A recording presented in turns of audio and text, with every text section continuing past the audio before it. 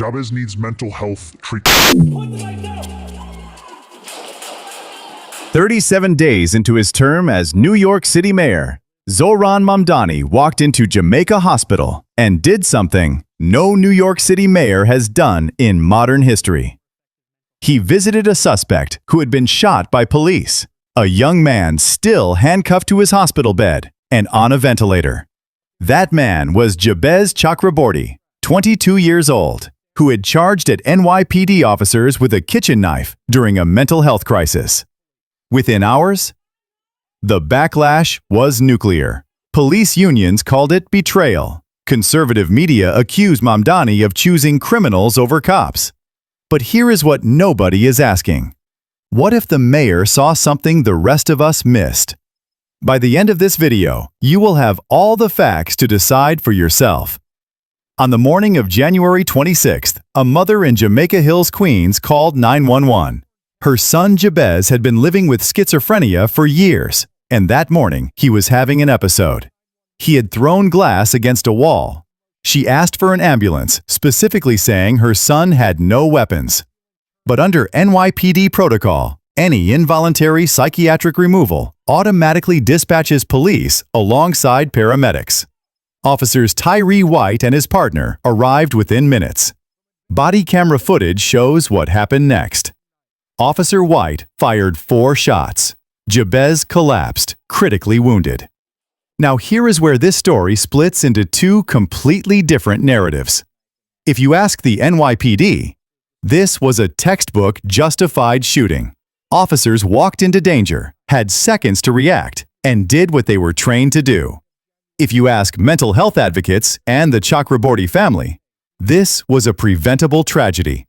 A young man in psychosis in his own home, surrounded by family, was met with bullets instead of help. Both of those narratives can be true at the same time.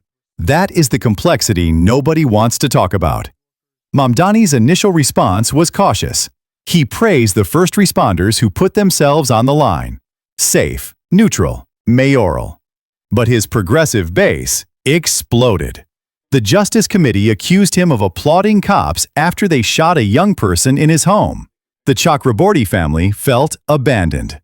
So Mamdani did something mayors almost never do. He changed course. Over the weekend of February 1st, he met with the family privately. On February 3rd, he went to Jamaica Hospital and visited Jabez in person.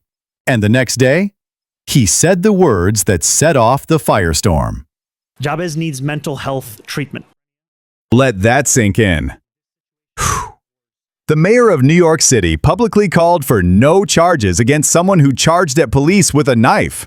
Police Union President Patrick Hendry fired back, saying officers had no time to de-escalate. Conservative commentator Scott Jennings pointed out that Mamdani visited the suspect but never visited the officer who had to pull the trigger. But here is what got lost in all the outrage.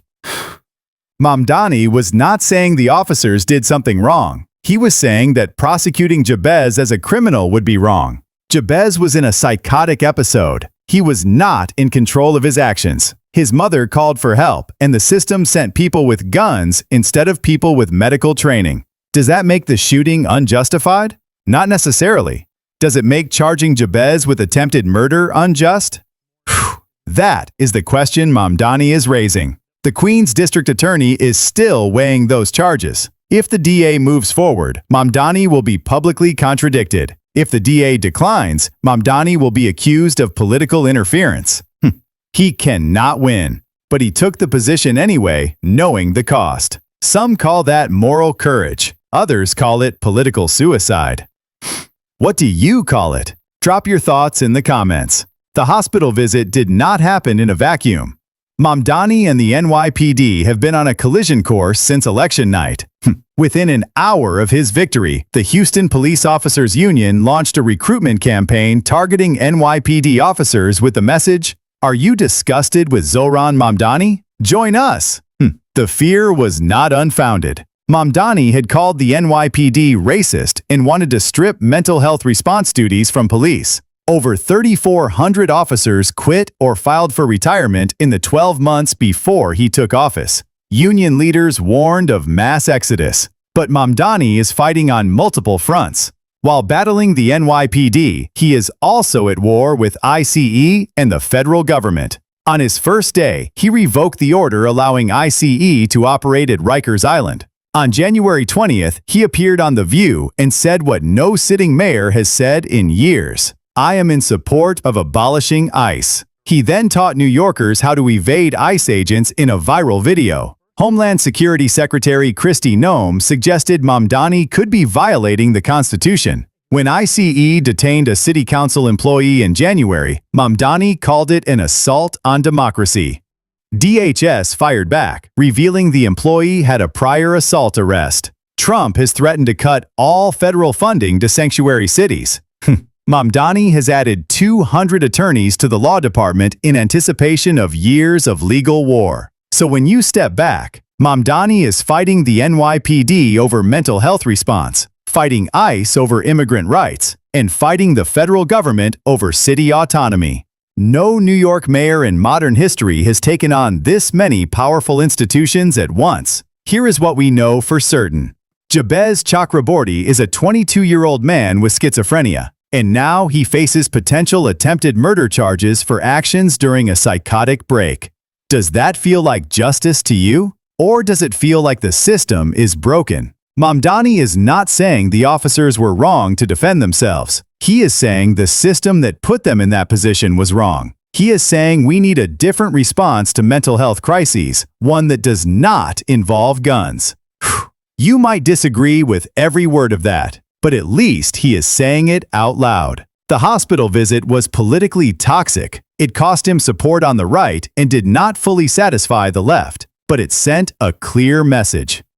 This mayor is willing to take heat to stand up for people in crisis. Whether that is courage or foolishness, voters will decide. But right now, 37 days into his term, Mamdani has made his position clear. He sides with the vulnerable, even when it costs him. Now I want to hear from you.